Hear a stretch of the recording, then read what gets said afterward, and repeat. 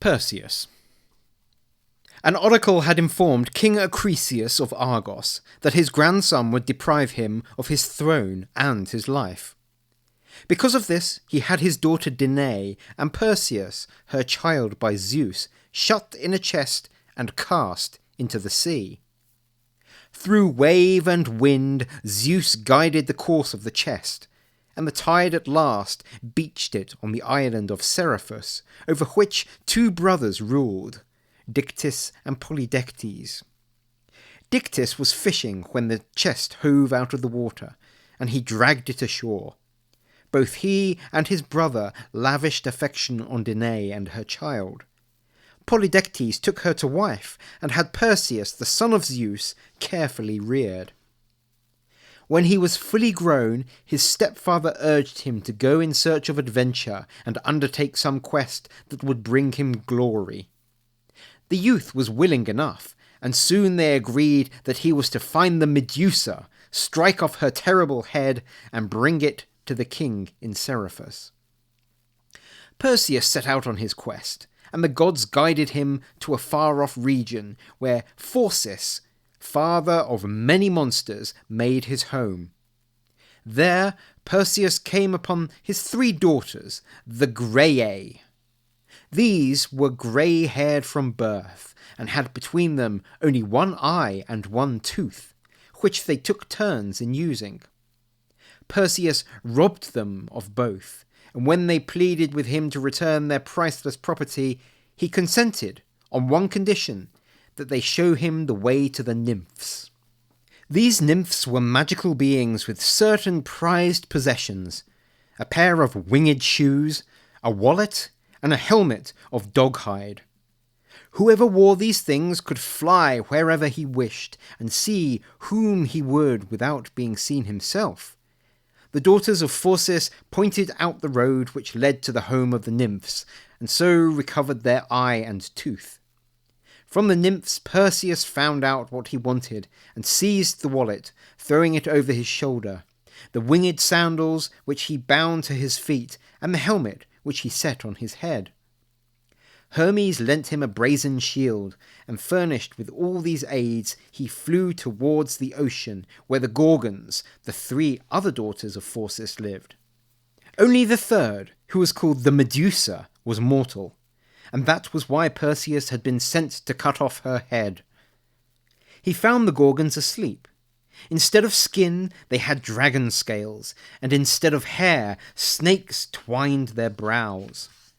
Their teeth were like the tusks of a boar, and they had hands of metal and golden wings which could cleave the air. Perseus knew that anyone who looked at them would instantly be turned to stone, so he stood with his back to the sleepers, caught their triple image in his shining shield, and singled out the Medusa. Athene guided his hand, and he cut off the monster's head without mishap. Scarcely had he done this when a winged horse, Pegasus, sprang from her trunk, and after it the great giant Chrysaor, both of them the children of Poseidon. Perseus hid the Medusa's head in his wallet and moved off again, walking backwards in the same manner as he had approached.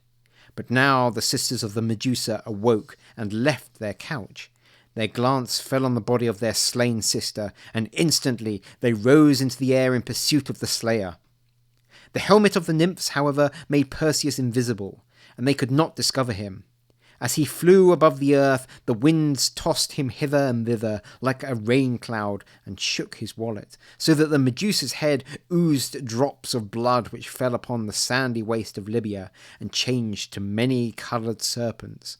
Ever since, Libya has been infested with poisonous vipers and adders. Then Perseus flew westward and floated down to earth in the realm of King Atlas to rest. This king had a grove of trees bearing golden fruit, over which he had set a mighty dragon as guard. In vain did the conqueror of the Gorgon ask shelter for the night. Atlas feared for his treasure and drove him from the palace. This angered Perseus, and he said, "Since you refuse to grant me what I ask, it is I who shall grant you a gift."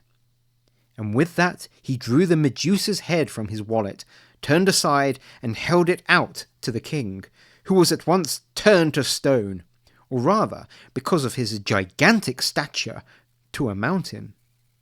His beard and hair became spreading forests. His shoulders, hands, and bones stiffened to rocky ledges, and his head changed into a peak which loomed into the clouds. And now again Perseus bound the winged sandals to his feet. He strapped the wallets to his side, put the helmet on his head, and leaped into the air. On his travels he came to the coast of Ethiopia, where King Cepheus held sway. Here he saw a girl chained to a cliff which jutted into the sea. Had her hair not blown in the wind and the tears trembled in her eyes, he would have taken her for a statue carved of marble. In his delight at her loveliness, he almost forgot to move his wings. "Tell me," he implored her, "why you, who should be decked out in shimmering jewels, are bound with chains. Tell me the name of your country. Tell me your own name." At first she was silent and shy, afraid to speak to a stranger. Had she been able to move, she would have covered her face with her hands. But so the youth might not believe she had some guilt to conceal, she answered at last, "I am Andromeda, the daughter of Cepheus, king of Ethiopia. My mother boasted to the sea nymphs, who are the daughters of Nereus, that she was more beautiful than they. This made the Nereids angry, and their friend the sea god churned up a flood which swept across the land. With it came a monster, devouring whatever crossed its path. An oracle promised liberation from this plague, provided I, the king's daughter, were thrown to the beast for food. My father's people pressed him to save them, and in despair he had me fettered to this cliff." She had hardly finished when the waves parted with a rushing noise, and from the depths of the ocean rose a monster whose broad breast stretched over the surface of the waters. The girl screamed in terror, and her parents hastened towards her, frantic with grief, her mother's sorrow doubled by her sense of guilt. They embraced their daughter, but could think of nothing to do but weep and lament. Then Perseus spoke. "There is always time enough for tears, but the hour to act passes swiftly. I am Perseus, son of Zeus and Danae. Magic wings carry me through the air, and the Medusa fell by my sword. Even if this girl were free and had her choice amongst many suitors, I should make no mean husband for her. Yet I woo her now, as she is, and offer to save her." Who could have hesitated under such circumstances? The happy parents promised him not only their daughter, but their own kingdom as a dowry. While they were still intent on questioning each other, the monster approached like a ship with the wind filling her sails, and was soon only a stone's throw from the cliff. Then the youth took off from the land, thrusting against it with his foot, and bounded into the upper air. The beast saw his shadow on the sea and made for it with furious speed, scenting an enemy who threatened to cheat it of its prey. Perseus darted from the sky like an eagle, landed on the animal's back, and plunged the weapon which had killed the Medusa into its body just below the neck, up to the very hilt. Hardly had he drawn forth the blade when the scaly thing now leaped high into the air, now dived deep into the tide, and there raged in all directions like a boar pursued by the pack. Perseus struck at it again and again until the black blood gushed from its throat. But his wings were dripping, and he no longer dared trust to his waterlogged plumage. Fortunately, he espied a reef whose highest point projected from the waves. With his left hand he supported himself on this slender pinnacle, while the right drove the blade twice, 3, 4 times into the monster's bowels. The current carried the vast body away, and soon it vanished from the face of the deep. Perseus had sprung ashore. He climbed the cliff and loosed the bonds of the girl, who welcomed him with a look of gratitude and love. He brought her to her rejoicing parents, and the golden palace flung its gates wide for the bridegroom. The wedding feast was still steaming on the board, and the hours sped nimbly by in carefree happiness, when the courts suddenly filled with a muttering throng. Phineus, the brother of King Cepheus, who had wooed his niece Andromeda but abandoned her in her need, had come to renew his claims, supported by a host of armed men. Brandishing his spear, he entered the wedding hall and cried out to Perseus, who listened in amazement. "I have come to avenge the theft of my promised bride. Neither your wings nor Zeus, your father, will help you escape me." And even as he spoke, he aimed his spear. Then Cepheus rose and called to his brother. "Are you mad?" he said. "What is driving you to this evil deed? It was not Perseus who robbed you of your beloved. You gave her up when we were forced to consent to her death, and you stood by while she was being bound and failed to offer aid either as her uncle or her lover. Why did you not carry off the prize from the cliff yourself? The least you can do now is leave her to him who has won her fairly, and comforted my old age by preserving my daughter for me." Phineus did not deign to reply. He shot angry glances, now at his brother, now at his rival, as if weighing in his mind which of the two should be his first victim. After that instant of hesitation, however, he hurled his spear at Perseus with a force doubled by rage. But he missed, and the weapon buried its point in a cushion on one of the couches. And now Perseus leapt up and flung his javelin toward the door through which Phineus had entered, and it would have pierced his breast had he not saved himself by darting behind the altar. As it was, the weapon struck the forehead of one of his companions, and now his entire retinue pressed forward and engaged in a hand-to-hand fight with the wedding guests, so rudely startled from the banquet.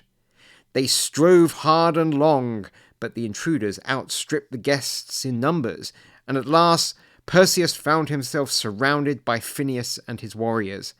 Arrows whirred through the air like hailstones in a storm. Perseus covered his back by standing up against a column, and from this point of vantage turned upon his foes, checking their forward surge, and slew one after another. But there were too many of them, and only when he realized that valor alone would not avail him here did he resort to the last sure means at his disposal. "Since you force me to it," he cried, "my old enemy shall help me. Let whatever friend I have here turn his head away." With this he drew the Medusa's head from the wallet he always wore slung across his shoulder, and held it up to the nearest assailant. The man cast a rapid glance at the object before him and laughed in derision. "Go find someone else to impress with your miracles," he shouted. But even as he lifted his hand to throw the javelin, he turned to stone, his hand still raised in mid-air. And the same thing happened to one after another. When only 200 were left, Perseus held the head of Medusa so high that all could see it at once, and the whole 200 stopped in their tracks and became rock. Not until then did Phineus feel a qualm at his unrighteous warfare. Right and left he saw nothing but statues, and when he called to his friends, no one answered. He touched the flesh on those nearest to him with unbelieving fingers, but it had turned to marble. Then, at last, he succumbed to terror, and his defiance changed to confusion. "Only leave me my life," he pleaded. "The bride and the realm shall be yours." But in his sadness at the death of his new friends, Perseus was implacable. "Traitor," he replied, "I shall found an enduring monument to you in the house of my parents-in-law." And though Phineus tried to evade it, he was forced to look upon that awful head. The tears in his eyes stiffened to stone, and there he stood with cowardly mien, arms hanging at his sides in the humble attitude of a servant. And now Perseus could take home his beloved Andromeda. Long, radiant days lay in store for him, and he even found his mother Danae again. But he could not escape being the tool which brought disaster to his grandfather Acrisius, who, for fear of the oracle, had fled to an alien land, to the king of the Pelasgians. Here he was attending athletic contests held on a certain festival day, when Perseus, bound on a voyage to Argos, arrived on the scene. He took part in the games, and by unlucky chance struck Acrisius with the discus. When he knew what he had done, and who it was he had killed, he deeply mourned the dead, buried his grandfather beyond the confines of the city, and bartered the kingdom he had inherited. And now envious fate stopped persecuting him. Andromeda bore him many beautiful sons, and in them their father's glory lived on.